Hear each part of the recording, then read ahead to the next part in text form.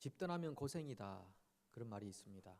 그러니까 집이라고 그러면 보통 편안하다, 안전하다, 그리고 보호받는다, 프라이버시 이런 단어와 연관이 있습니다.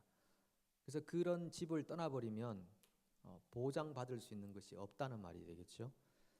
물론 우리 중에는 집을 벗어나고 싶다, 지옥 같다, 전쟁터다, 그런 단어와 연관이 있는 분들도 계시겠지만 보편적으로 그렇다는 말씀입니다.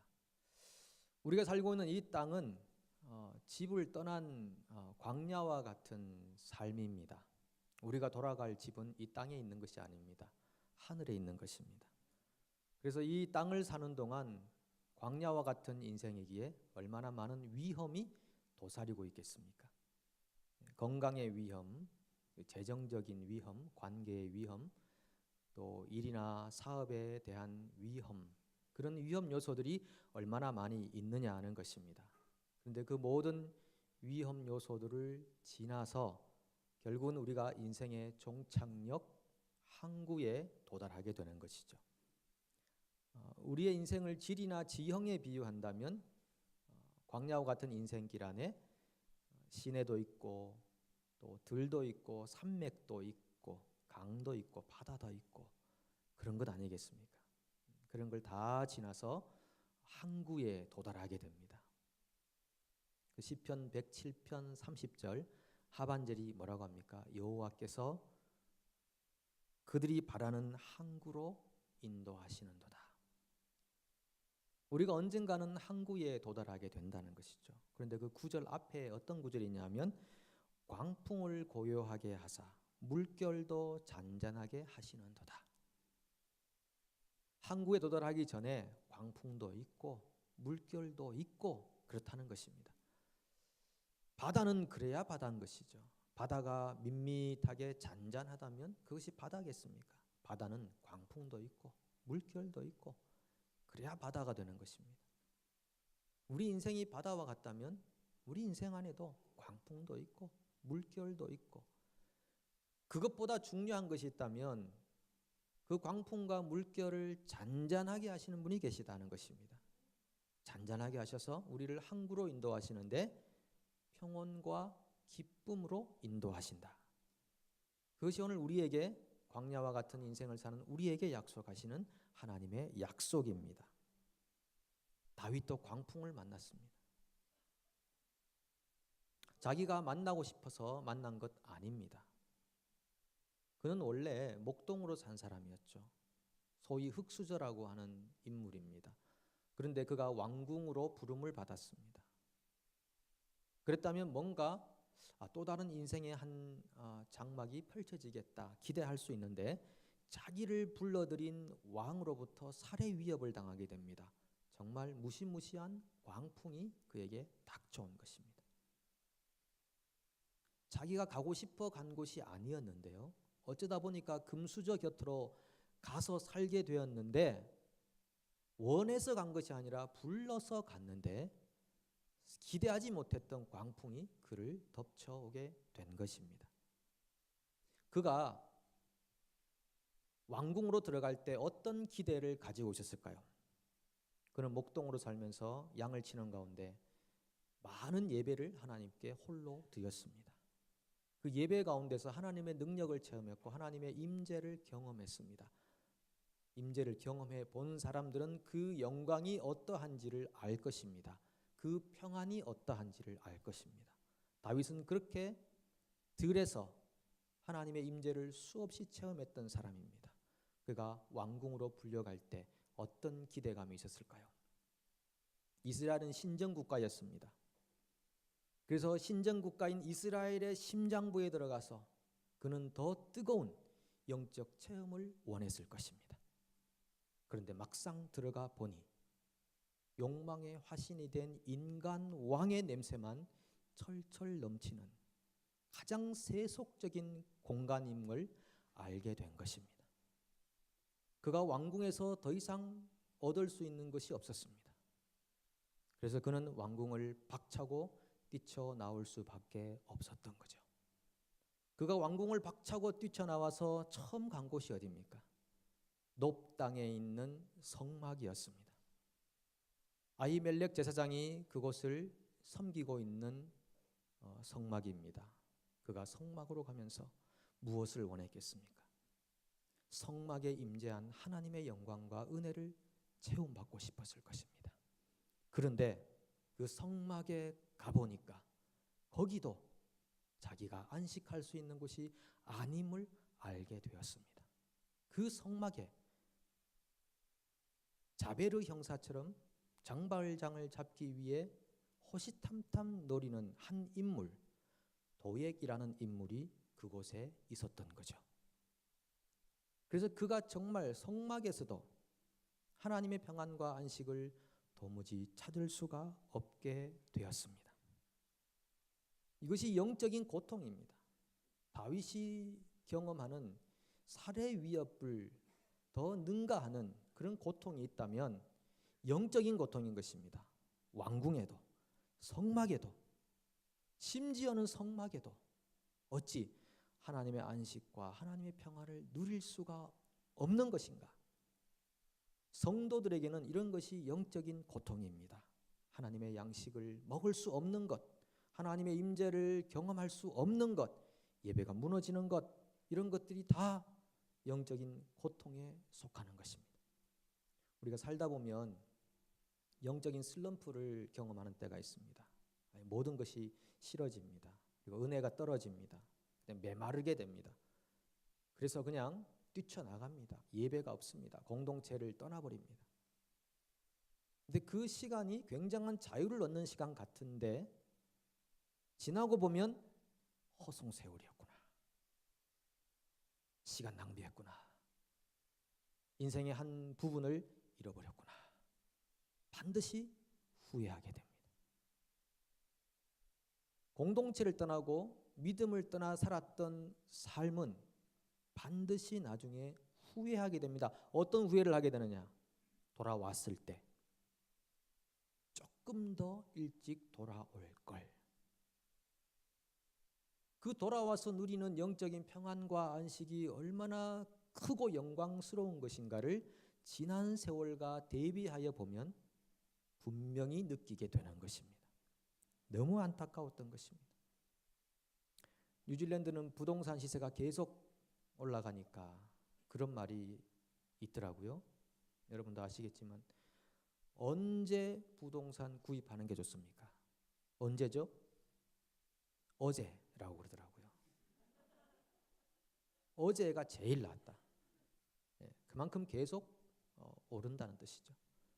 우리가 언제 예배를 회복하고 공동체 안에 다시 회복을 얻어야 하겠습니까? 언제죠?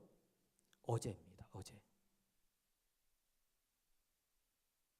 하나님의 품을 떠나 있는 그 시간이 내 인생을 마음껏 누릴 수 있는 시간 같지만 돌아보면 그게 아닙니다. 너무 안타까웠던 시간입니다.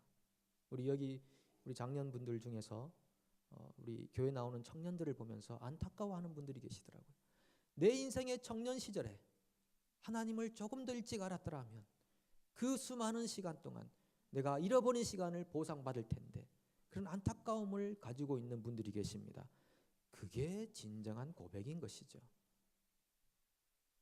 평생 마음껏 살다가 마지막 죽을 시간에 예수님 십자가 한편에 있던 강도처럼 나를 기억하소서 해서 천국 가면 좋겠다라고 생각하는 분이 계시겠지만 그것만큼 나쁘진 않지만 그것만큼 어리석은 생각은 없습니다. 이 지상을 사는 동안에 하나님의 임재를 경험하는 것만큼 영광과 기쁨과 감사한 일이 어디 있겠습니까? 그것은 하나님의 임재를 경험해 본 사람들만이 고백할 수 있는 믿음의 선포인 줄로 믿습니다. 이 도액이란 사람이 에돔 사람이라고 그랬습니다. 아니 성막에 어떻게 이방인이 들어와서 성막을 지키고 있습니까?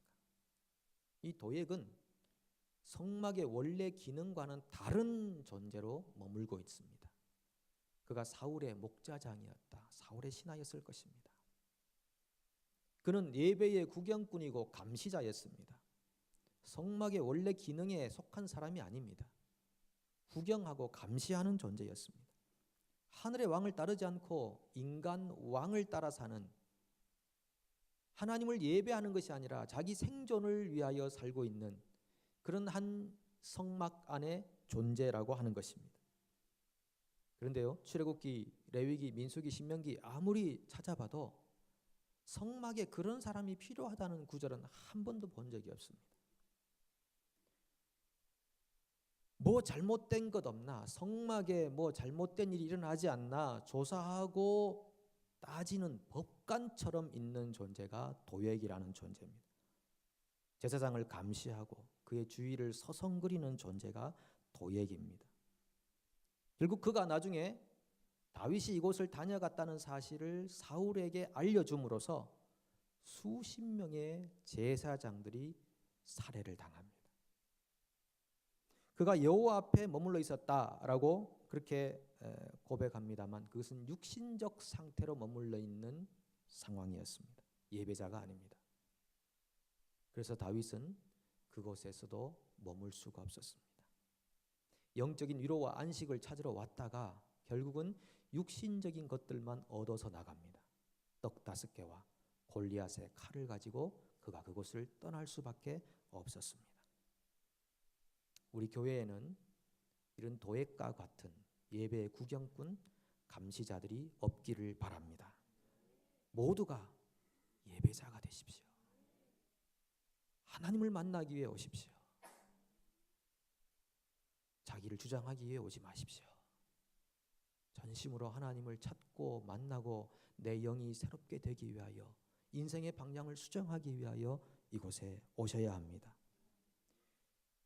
만약에 내가 도액이 된다면 어떻게 되겠습니까? 제사장을 고통스럽게 하는 것입니다. 다윗 같은 하나님의 사람들이 먹을 영적인 양식을 먹지 못하도록 방해하는 것입니다. 그리고 하나님의 사람들로 하여금 거짓말을 하게 만듭니다. 다윗이 아히멜렉에게 거짓말했거든요. 홀홀 단신으로 그곳에 다윗이 왔을 때 도액이 있다는 것을 알고 그는 아히멜렉에게 자기의 사실을 감추게 됩니다. 그리고 둘러서 이야기를 하게 됩니다. 내가 참 예배자가 되지 않으면 이처럼 주변 사람들이 먹을 영적인 양식을 빼앗게 되고 메마르게 만들고 결국 범죄하도록 만드는 것입니다. 독일에 진젠도르프라는 백작이 있습니다. 이분이 감리교 창시자인 존 웨슬리에게 상당한 영향을 준 인물입니다. 이분이 18세 때에 어느 한 미술관에, 디셀도르프에 있는 한 미술관에 들어가서 그 미술 작품을 감상하다가 인생의 회심을 경험하게 됩니다. 그 작품은 그리스도의 순환을 담아놓은 작품이었습니다. 예전에는 그림 한 점으로도 이런 놀라운 회개와 변화가 일어나던데요. 요즘은 그림 100점 갖다 놔도 아무런 감동이 없는 것 같습니다. 이분이 그 미술관에서 그리스도의 순환의 그림을 굉장히 오랫동안 쳐다보고 있다가 인생의 큰 변혁을 경험합니다. 그 미술 작품 아래에 우리 찬송가 가사에 있는 이 글이 적혀 있습니다. 나는 널 위해 이것을 했는데 너는 날 위해 무엇을 했느냐. 그 예수님의 순환의 모습을 보고 그 아래의 글을 보면서 그가 회심합니다. 그리고 주님이 나를 위해 이렇게 행하셨군요. 나도 주님을 위해 앞으로 살겠습니다. 그렇게 고백을 하고 그가 독일을 떠나서 수많은 도시를 다니면서 무려 600명 이상의 선교사들을 파송하는 그런 영향력 있는 인물로 살게 되었습니다. 그는 진정 그리스도의 순환이라고 하는 그림 앞에서 하나님을 향한 예배가 무엇인지를 찾게 되었던 것입니다. 예배를 회복했던 것입니다. 예배란 자기의 인생을 하나님께 송두리째 빼앗기는 것입니다. 자기의 권리를 포기하는 것입니다. 하나님을 하나님으로 인정하는 것입니다. 인생의 주인으로 고백하는 것입니다. 내 인생을 받아주십시오. 내 삶을 책임져 주십시오. 내가 주님 앞에 무릎 꿇습니다. 앞으로 남은 인생을 책임져 주십시오. 내가 주를 위해 헌신하겠습니다. 이것은 여러분 영광스러운 만남입니다. 육신적으로 얻을 수 없는 놀라운 영광입니다. 기쁨입니다. 여러분 심령 안에 이런 영광과 기쁨이 회복되기를 축복합니다. 우리가 육신적으로 하나님을 바라봐서는 안 됩니다. 나의 이성으로만 주님을 생각해서는 안 됩니다. 그 하나님의 영의 다스리심 앞에 굴복하는 믿음의 백성이 되어야 되는 것입니다. 그리고 그 순종할 때 얻는 그 무한한 영광과 기쁨을 누릴 뿐 아니라 우리 자녀들에게, 이웃들에게 영향력 있게 전수해 주어야 할 그런 기쁨 가운데 서 있는 줄로 믿습니다. 이 다윗이 도액 때문에 실망하고 그곳을 떠나서 어디로 가느냐? 이번에는 국경을 넘어버립니다. 이스라엘의 사람, 신정국가, 그 국가의 경계선을 넘어 이방 땅으로, 블레셋 땅으로 넘어가 버립니다. 가드 땅으로 넘어갔습니다. 하나님의 사람이 머물 곳이 없었습니다. 왕궁도 성막도 그를 받아줄 수 있는 곳이 없었고 그의 영적인 갈급함을 채워줄 수 있는 곳이 없었습니다. 그만큼 이스라엘이 황폐해져 있다는 것을 시사해 주고 있는 것입니다. 그런데 그가 가드 땅으로 갔을 때 그 가드 왕의 신하들이 뭐라고 합니까? 왕이시여, 이 사람이 누군지 아십니까? 이 사람은 이스라엘의 왕입니다. 이렇게 말합니다. 왕은 사울인데 가드의 신하들이 다윗을 왕으로 부르고 있습니다. 이미 이방 땅에는 다윗에 대한 소문이 파다하게 퍼져 있었던 것입니다. 이 사람이 사울은 천천히요 다윗은 만만이라도 했던 그 다윗 아닙니까? 라고 했을 때 엄청난 긴장감이 감돌았을 것입니다. 여러분, 그 당시 다윗이 가졌을 만한 두려움은 얼마나 컸겠습니까? 홀홀단신으로 그냥 적진의 한가운데로 뛰어든 거나 마찬가지입니다. 자살골도 이런 자살골은 없는 것입니다. 칼 한 번 쓰지 못하고 목베어 죽임당할 그런 위기 가운데 다윗이 던져진 것입니다. 댕그라니 던져진 것입니다. 굉장한 위기입니다. 광풍 중에 광풍입니다. 그래서 다윗이 그 순간 미친 척합니다. 다윗을 좀 더 연구해 보아야 될 필요가 있을 것 같습니다. 어떻게 이 순간에 그런 지혜가 감돌았을까요? 연기력이 얼마나 뛰어났습니까? 침을 줄줄 흘립니다. 아니 침은 또 어디서 그렇게 갑자기 그렇게 나왔을까요? 헐리우드 그냥 아카데미 주연상 침이 줄줄 흘리면서 문에다가 그적그적거렸다. 이거 보면 타우, 히브리어로 타우자를 썼을 것이다. 뭐 그러는데 그래서 문에다가 지적지적거리면서 침을 질질 흘렸다. 여러분, 사람이 아무리 연기를 잘해도요, 그게 쉽게 사람들을 속일 수 있습니까?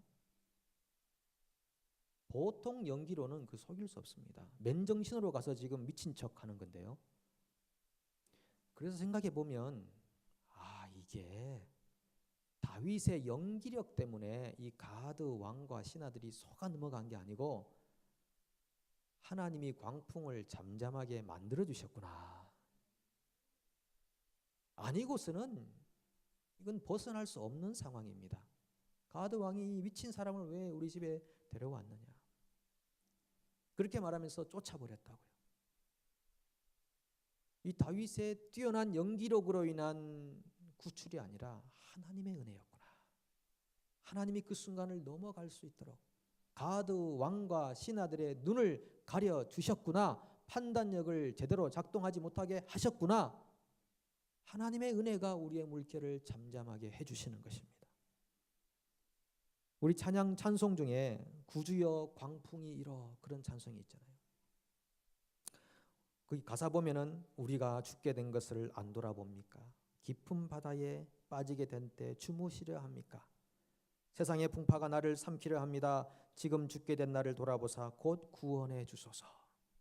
후렴으로 가면 뭐라고 합니까? 주 예수 풍파를 꾸짖어 잠잠해 잠잠해. 주 예수 풍파를 꾸짖어서 잠잠하게 만드셨다 하는 것입니다. 이 찬송가를 작시한 분은 메리 앤 베이커라는 여사입니다. 이분이 지병 때문에 침대에 이렇게 누워 있었습니다. 그런데 자기 남동생도 동일한 지병이 있어서 요양차 다른 도시를 갔다가 사망했다는 전보를 받게 됩니다. 그런데 그 부모님도 동일한 지병이 있었다는 것입니다. 아마 유전이 됐던 것 같습니다. 그러니까 엎친 데 덮친 격으로 이분의 마음에 심각한 실망과 좌절과 낙심이 다가왔습니다. 하나님께 부르짖습니다. 하나님, 도대체 어떻게 된 겁니까? 제가 주님을 위해 헌신한다고 살아왔는데 하나님은 나를 전혀 돌보지 않으시는군요. 당연히 불평이 나올 수밖에 없는 상황이지 않겠습니까? 그리고 수주일이 지났습니다. 근데 어느 아침에 주님의 세미한 음성이 그의 마음을 두드립니다. 잔잔하라, 고요하라, 내가 너와 함께 하느니라. 이 말씀이 들려오는 것입니다. 믿음은 들음에서 나며 들음은 그리스도의 말씀으로 말미암았느니라. 어떻게 믿음이 생깁니까? 어떻게 극복할 수 있습니까? 어떻게 풍파가 잠잠해집니까? 주님의 말씀, 주님의 음성 때문입니다. 잠잠하라, 고요하라, 내가 너와 함께 하느니라. 참 신기한 것입니다. 그전과 상황은 동일한데 그녀의 마음에는 모든 물결이 잠잠해졌습니다. 평안해졌습니다. 그리고 그녀가 다시 깨닫게 됩니다. 내가 삶의 어떤 순간에 있더라도 나를 향한 하나님의 사랑은 변치 않는구나. 이것이 믿음인 것입니다. 이 믿음이 만사를 변화시키는 줄로 믿습니다. 그 믿음 때문에 이 여인이 이런 시를 쓰게 되는 것입니다. 주 예수 풍파를 꾸짖어 잠잠해 잠잠해. 다윗이 그러한 엄청난 위기 가운데 거했지만 그러나 그는 하나님의 도우심으로 그 물결과 풍파가 잠잠해짐을 경험하고 그곳을 벗어나서 다시 이스라엘로 돌아오게 되었습니다. 여러분, 우리는 반드시 기억해야 됩니다. 하나님은 지금도 우리를 최선을 다해 돕고 계시는 분이십니다. 동의하든 하지 않으시든 우리가 만나는 위험과 풍파들을 오늘도 주님은 손으로 다루고 계시는 줄로 믿습니다. 그렇게 경험할 때 우리는 그 작은 순간순간들마다 하나님의 이름을 찬송해야 됩니다. 우리의 인생의 바람과 물결과 파도를 잔잔케 하시는 하나님, 찬송합니다. 내가 항복합니다. 주님이 내 인생의 주인이십니다. 내 더 이상 주인하지 않겠습니다. 내 주인 자리에 계셔 주십시오. 그렇게 순간적으로 고백하는 고백들이 모여서 교회가 되는 것입니다. 하나님의 나라가 되는 것입니다. 선한 영향력이 되는 것입니다. 여러분, 신명기의 말씀 보면 하나님의 사람들은 들어가도 복을 받고 나가도 복을 받고 그런 말씀이 있습니다. 그런데 지금 다윗은 어떻습니까? 들어가도 위협을 당하고 나가도 위협을 당하고 한두 번이 아닙니다. 영적인 고통이 심각합니다. 왜 그런 것입니까? 그러니까 신명기 8장에서 한번 답을 찾아보겠습니다. 신명기 8장 14절 하반절에서 16절입니다. 여호와는 너를 애굽 땅 종되었던 집에서 이끌어내시고 너를 인도하여 그 광대하고 위험한 광야 곧 불뱀과 정갈이 있고 물이 없는 간조한 땅을 지나게 하셨으며 이는 너를 낮추시며 너를 시험하사 마침내 내게 복을 주려 하심이었느니라. 이스라엘 백성들은 이집트에 살 때에도 곤고했습니다. 너무 힘들었습니다. 노예로 살았습니다. 그렇다면 하나님이 불러내셔서 홍해를 건너 광야로 나갔으면 그전과 다른 뭔가 새로운 면모가 있어야 되지 않겠습니까? 그런데 광야로 나가보니 도찐개찐입니다. 오히려 애굽에 있을 때가 좋을 뻔했다. 파도 먹고 수박도 먹고 마늘도 먹고 차라리 그게 좋을 뻔했다. 이렇게 생각될 정도의 광야였습니다. 물도 없고요. 결핍의 상황입니다. 그리고 위협을 당하는 그런 상황입니다. 불뱀도 있고 정갈도 있고. 이럴 줄 알았으면 나오지 말걸. 그런 거죠. 하나님의 백성들의 삶은 이런 것입니다. 예수를 알지 못할 때도 광야와 같았는데, 마음의 평안이 없었는데, 예수를 믿고 난 다음에도 왜 이런 불변과 정칼들이 이렇게 많았어? 내가 광야와 같은 인생을 살 수밖에 없는가? 이게 정말 예수 믿는 거 맞는가? 이렇게 고민할 정도로 그런 삶의 풍파들이 우리 삶에 얼마나 많이 있겠습니까? 그런데 하나님 분명히 말씀하십니다. 이런 것들이, 광야에 이런 위험 요소들이 있는 이유가 있다. 두 가지다. 첫 번째, 너를 낮추시며. 이스라엘은 광야로 나와서 겸손을 배워야 했습니다. 사람은 누구나 자기를 신으로 섬기는 존재라고 그랬습니다. 자기를 신적 존재로 착각하고 있는 것입니다. 그것을 버리기 위해서 광야로 나왔다는 것입니다. 너를 낮추시며. 교만한 사람은 절대 하나님 만날 수 없습니다. 하나님은 낮은 곳으로 임하십니다. 마음이 높아져 있는 사람 굉장히 위험한 것입니다. 너를 낮추기 위해 이 광야의 위험 요소들을 지나게 했다. 여러분, 시간이 지나면 지날수록 낮아지십시오. 마음을 낮추십시오. 두 번째, 너를 시험하사. 테스트한다는 것입니다. 테스트하는 이유는 무엇입니까? 연단시키기 위해서입니다. 이런 수많은 인생의 광야의 위험 요소들을 만나게 할 때마다 그 테스트를 통해서 우리의 마음이 연단되기를 원하시는 것입니다. 아주 무기력하고 나약해져 살도록 만드시는 것이 아니라 강하고 담대한 마음이 될 수 있도록 연단시킨다는 것입니다. 우리가 학교 시험을 칠 때도 문제 안에 답이 있다고 그러잖아요. 이 말은 평균 90점 이상을 받아보신 분들은 이해할 수 있습니다. 문제 안에 답이 있다. 왜 그렇습니까? 문제를 보는 순간에 출제자의 의도를 알면 그 사람은 공부 잘하는 사람입니다. 문제를 딱 보면 이 문제는 그것을 묻는 것이구나, 이걸 알아야 되는 것이죠. 근데 뭘 묻는지 모르면 답이 틀릴 확률이 80% 이상입니다. 하나님이 우리를 테스트하신다. 우리가 그런 유혹과 시험들이 올 때 이 문제 옛날에 풀어봤는데 그것을 요구하시는 거야. 출제자의 의도를 아는 것입니다. 그래서 그 시험들을 넉넉히 통과하는 것입니다. 그렇게 해서 우리의 심령이, 우리의 믿음이 연단되는 것입니다. 웬만한 일로는 넘어지지 않는 것입니다. 낙심하지 않는 것입니다. 오히려 소망이 생기는 것입니다. 그렇게 해서 너를 낮추고 너를 시험해서 마침내 복을 얻게 하려 하심이니라. 이 복이 뭡니까? 하나님과의 단단한 결합입니다. 우리 교우 중에 어떤 분이 영생을 복이라고 말씀하셨다고 그러시더라고요. 정말 감동이었습니다. 그렇죠. 영생이 복인 것입니다. 우리가 얻는 것은 영생이 복인데, 이 영생은 단순히 양적인 시간을 말하는 것이 아닙니다. 이 영생은 질적인 시간을 말하는 것입니다. 하나님 없이는 살 수 없는 존재가 되는 것, 그것을 복이라고 표현하는 것입니다. 단단하게 결합이 되는 것입니다. 주님을 떠나서는 제가 아무것도 할 수 없습니다. 고백하는 자리에 가는 것, 그것이 영생이고, 그러므로 그 영생은 죽어서 시작되는 것이 아니라 이 땅에서부터 시작되는 줄로 믿습니다. 그 영생을 이 땅에서 경험한 사람들만 결국 아버지의 품에 영원히 거하게 되는 줄로 믿습니다.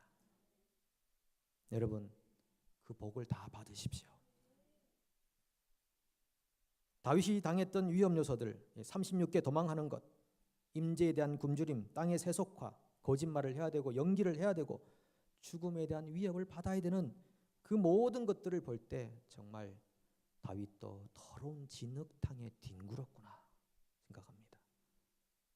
진흙탕입니다. 미세먼지 한 점도 없는 그런 순결한 인생을 살고 싶었겠죠, 다윗도. 그런데 어쩔 수 없이 인간의 더러운 진흙탕에 뒹굴고 말았습니다. 그것이 이 땅의 광야와 같은 삶인 것입니다. 자, 그럴 때 어떻게 할까? 베드로 사도의 말씀을 기억하면서 말씀을 맺으려고 합니다. 베드로 전서 4장 12절 13절 같이 읽겠습니다. 사랑하는 자들아, 너희를 연단하려고 오는 불시험을 이상한 일 당하는 같이 이상히 여기지 말고 오히려 너희가 그리스도의 고난에 참여하는 것으로 즐거워하라. 이는 그의 영광을 나타내실 때 너희로 즐거워하고 기뻐하게 하려 함이라. 아멘. 인생의 불시험들 여러분 많이 있을 것입니다. 원하지 않았던 일입니다. 그런 시험들이 올 때 내가 그리스도의 고난에 동참하는구나. 그리고 그분의 영광이 나타나실 때 기뻐하게 하려 하십니다.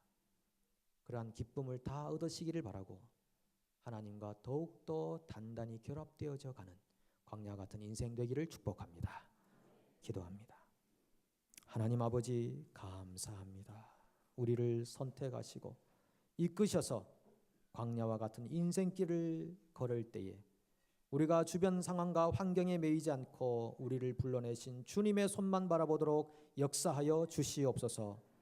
그리하여 불뱀과 정갈이 있고 결핍이 있는 우리 광야에서도 든든히 우리가 연단되어서 오직 하나님과 더욱더 결합되어져 가고 그 영생의 복을 이 땅에서 누리게 도와주시옵소서. 예수님의 이름으로 기도합니다. 아멘.